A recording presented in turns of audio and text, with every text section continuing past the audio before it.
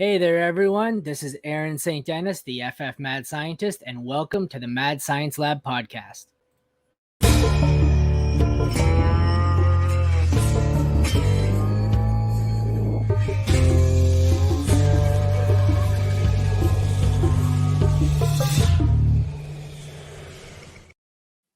Hello, everyone, and welcome in. Today, we're going to continue on with the My Thoughts on series. Today, we'll be discussing the Houston Texans with my guest, Kevin Roth. Kevin, thanks for joining me. Hey, thanks for having me. I'm stoked finally to talk about the Texans. It's been a while since I've been able to say that, but I am excited to talk about the Texans. Those are words I don't think I've ever heard before. It's been a minute, but the tide is turning, and it's turning for the better, I think. Do you want to take a second here to tell everyone where they can find you? Because I honestly didn't know until I heard you one day on the FFT podcast, and I'm like, Kevin Roth, I recognize that name. I've been playing in the Scott Fishbowl with you all year. Didn't even know it was you. So Where can we find you? Yeah, so I'm a meteorologist, a sports meteorologist for rotogrinders.com. And basically what I do is, it's a pretty cool title. I forecast for any outdoor event. Right now, of course, baseball season is in full swing, but also when it comes football season, I target those games where we're going to see winds of 20 plus miles per hour and they're just going to be handing it off, or if it's going to be a deluge. I forecast for that because I found that so many people just use, weather.com or whatever, or they look at the pregame report and it's pouring, but it's going to be dry by game time. And I just saw too many wrong roster decisions around weather. And so my job is to help you avoid those mistakes. I'm on rotogrinders.com, and you can find me on Twitter at KevinRothWX. Absolutely. I 100% have all your stuff bookmarked come fantasy season. Nice. Right, especially right when I get to kicker time. It's like, okay, let's see what Kevin's weather report says, and I just go from there. So You will be doing the Houston Texans with us. We're going to do a little bit of a blend here between the fantasy starters list that I bring up, and we're going to try and mix in some draft talk here. I'm hoping you're a little better on the defensive end. Like, I know who Will Anderson is, but I'm right now I focused on the offensive side of the ball. I typically wait a little bit to get into the IDP side, later in the off season when we're really running out of content. That's when I switch to my IDP focus. So right now I'm right in, as we said before, I'm right into offensive mode. So without further ado, let's bring that up here. Switch us around.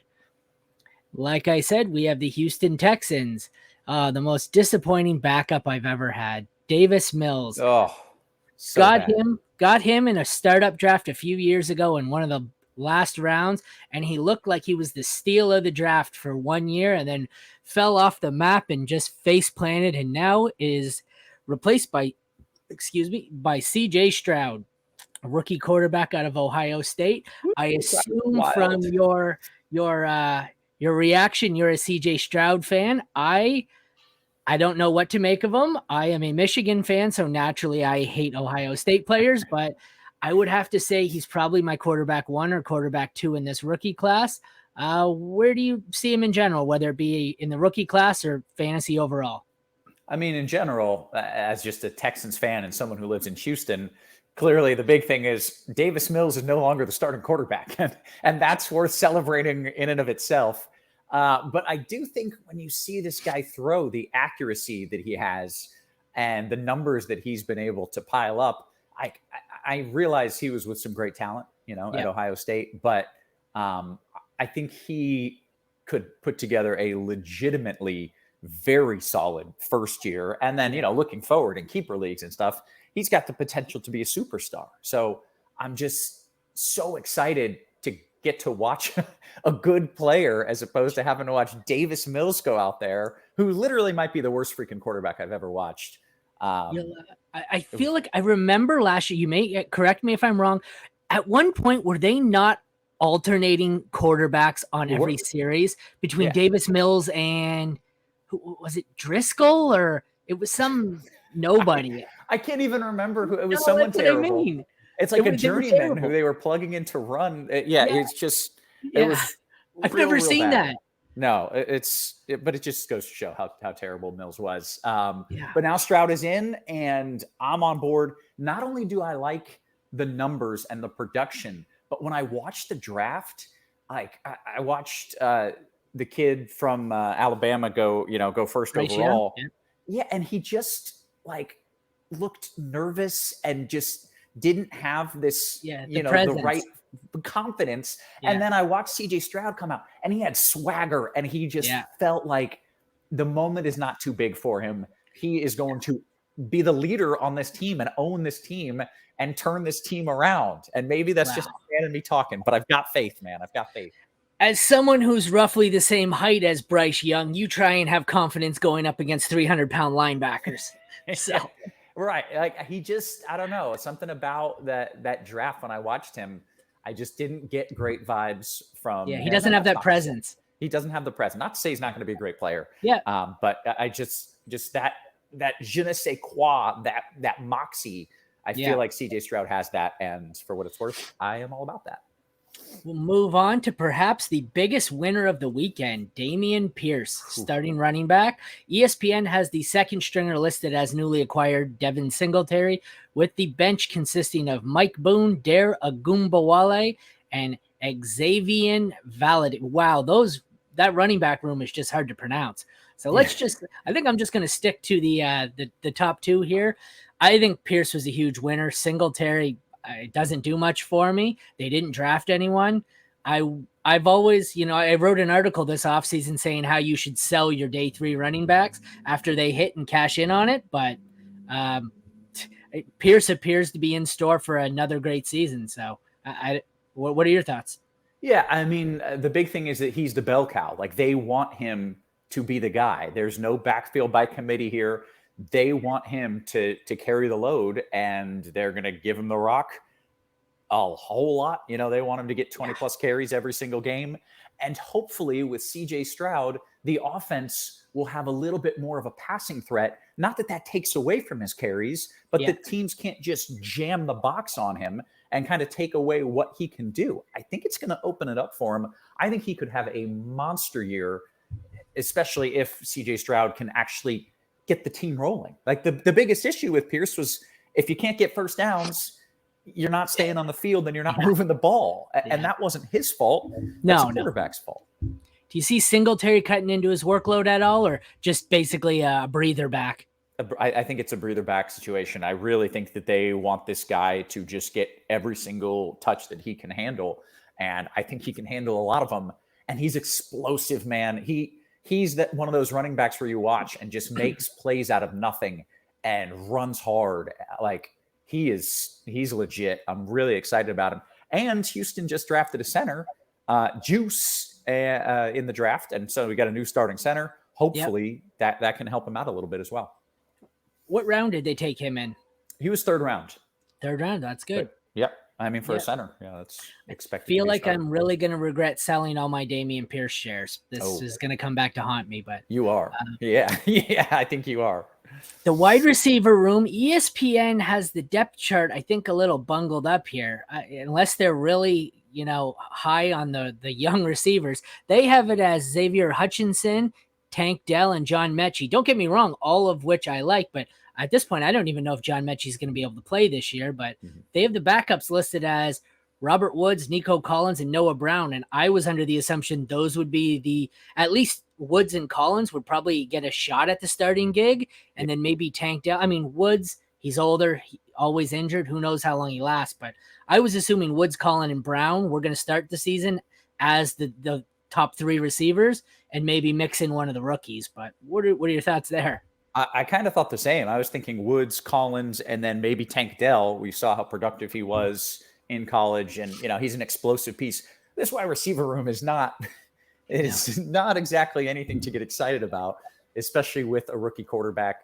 I think if you were trying to take a shot on one of these guys, then sure, maybe go with the rookie, and you can get an explosive playmaking guy. But do you think any of these guys are going to put up numbers? Like, do you think any of these guys are going to be worth rostering consistently? That's where Tank Dell kind of worried me, because I think he does pretty much the same thing Robert Woods does. I thought if I had to go with a rookie, I liked Xavier Hutchinson out of Iowa State better. I think Woods and Dell are pretty much the same player, except Woods is a little bigger. I'd like to see Mechie. I really liked Mechie coming out of Alabama. I believe it was leukemia he battled all year last year. Don't quote me on that. It was some form of cancer. Hopefully he's back and ready to go. I really liked his potential. And Nico Collins, I like too. They have some guys here who definitely have some upside, and they're trying to milk the last, life out of Robert Woods here. This isn't a terrible wide receiver room. I think it has some potential. It's not going to be elite, but there's some guys here who I don't mind, like in a Scott Fishbowl setting. There's going to be a couple of late round guys that I might take a shot here and diversify and get, one share of each of them. Yeah, I don't hate it for a best ball type scenario where you can, get a guy like a Nico Collins and see where he ends up. Maybe he's going to end up being the guy. I don't know. And the other big question is, how is this offense going to be in general? So much of it is predicated on how successful is CJ Stroud as a rookie. And we don't know that. If he has a big year, though, one or two of these guys could get there. CJ Stroud worried me, not the talent. This landing spot worried me. So you've got what's going to be a young team that wasn't very good last year. They were a really bottom of the barrel offense. They've got a rookie coach, and B, a rookie coach who came from the defensive side of the ball. That's not typically a formula for success with a rookie quarterback. So I worry this offense as a whole is really going to see some growing pains this year, which might end up working out well for Dameon Pierce because they might just have to ride him as far as he can go. And then I think this offense will be much better for 2024 than 2023. But, Pierce could see a pretty good season here.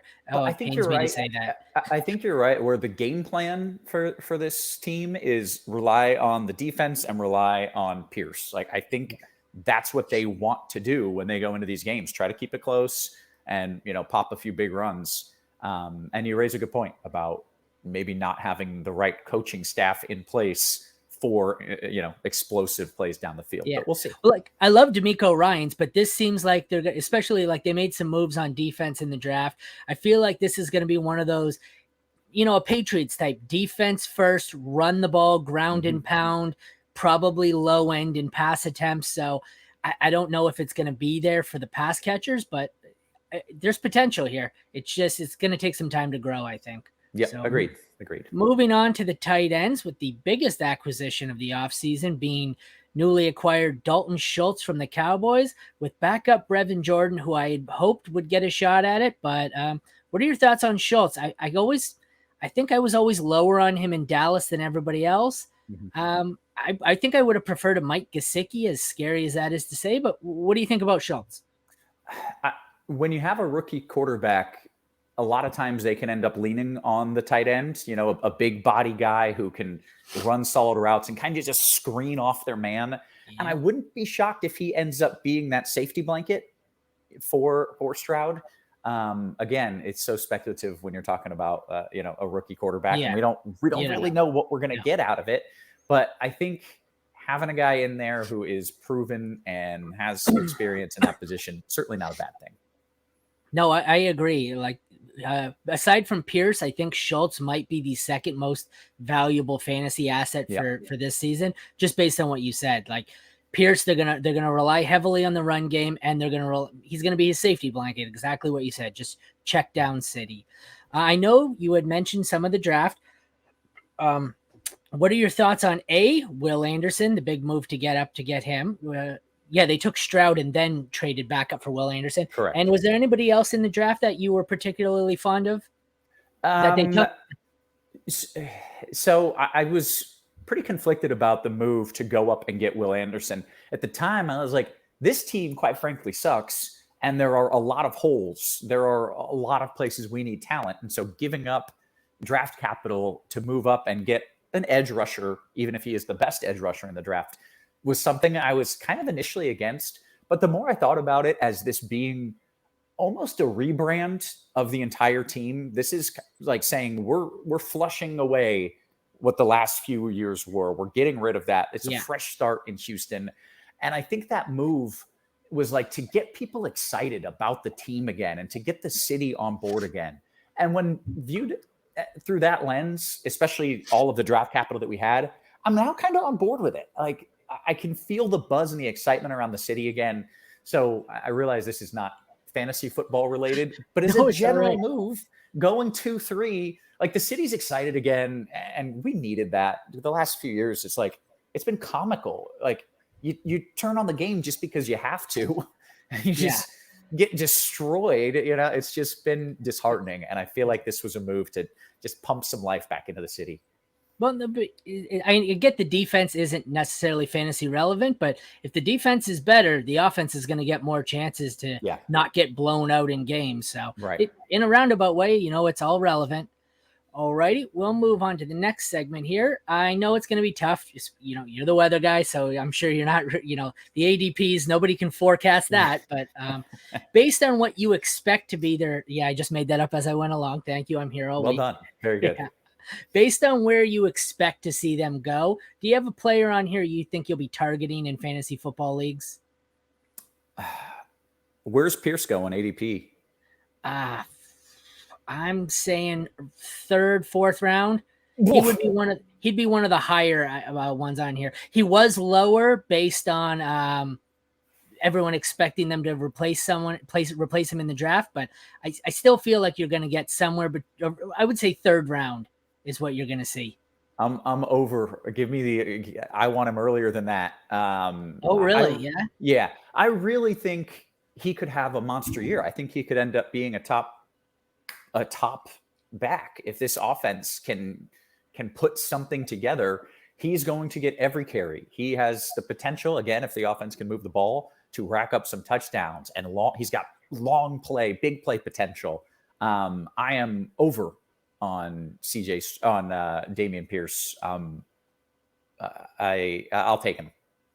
Trying to bring it up, but of course, when I need it, I can't bring the ADP up because I need to sign in because I'm on my phone. But for me, I think it's going to be, like you said, Dalton Schultz. Mm-hmm. I'm not sure where he's going, but I know it's outside the top group of tight ends. And I think between the two of us, we'll just do what we said and lean on the safety blankets here and hope that they hit. They definitely seem to be the safest of the group here. So with that in mind, who is someone you would like to avoid? I know who my obvious answer is.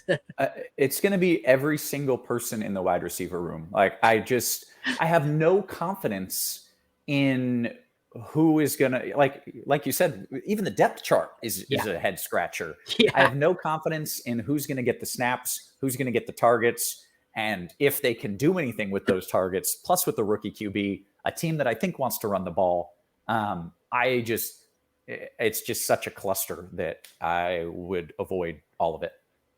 See, I think I'm not avoiding the entire wide receiver room. I will take a shot on some of the young guys later in like a best ball or a Scott Fishbowl. Sure. For me, it's Robert Woods. I think he's going to be by far the highest price out of all of them. He's the oldest. He's the most unhealthy. For me, it's just, if I can get some of these guys at near free late in drafts, I'll take a shot. But I think that is essentially putting into action how I feel, which is I don't feel good about any of these guys. So like you said, if you can get one in the last round of a draft, one of these young guys, that's a whole lot better than actually using a legitimate pick on a guy like Woods. Or again, he could be less productive than some of these rookies. Okay, so you have to bear in mind that this is current Dynasty ADP, so it's a little lower than I expected. Where were you? Do you do a lot of Dynasty startups? No, I literally never. Okay. I don't have the time for that. He's currently going as 24th running back off the board. Pierce, 24 running back off the 96 board? Overall in a Dynasty startup at RB 24. I just feel like that's wrong. I feel like that's way lower than I expected. Yeah. I disagree vehemently after watching this guy run all season long. Well, it was probably suppressed with them assuming, Singletary came in, they assume someone else is going to be drafted. I'm going to imagine that will shoot up significantly between now and the start of the season. Yeah. Finally, do you have one player on here you think could be a good sleeper or breakout this season? I guess I'm going to say CJ Stroud, but honestly, I don't like, I'm curious. I'm intrigued. I don't know. I don't feel confident about it, but I'm certainly intrigued with the numbers that he put up and the way that guy can throw the ball and the accuracy. I'm intrigued. I don't know what receivers he's going to be throwing to out of that list of 5 or 6, but I think it'll be interesting to watch. And I don't think he's going to, go particularly highly drafted. No. So. And that would have been my guess too. Like, he's not a sleeper as in an unknown, but he's I definitely think, based on the potential, if he does manage to produce in his first year, he's gonna be low in the rankings and come pretty much nearly free. Yeah. So last year I have them as 16th in the AFC at 3-13-1. Where do you think they finish in their division? And this is an easy one. I normally say over or under 3 wins from last year. I'm going to assume they're going to go over. It's tough to go under. It is tough to go under, but also I don't think they're going over by much. No. I grew up a Lions fan, and even I think that's tough to go under. Yeah. They were in some games, especially late last season, that they ended up losing. I think they're still probably last in the division, but I could see them kind of righting the ship in the way that they're at least turning the tide, maybe get to 6 or 7 wins this year. All righty, one sec. Let me transition us back here and get rid of that.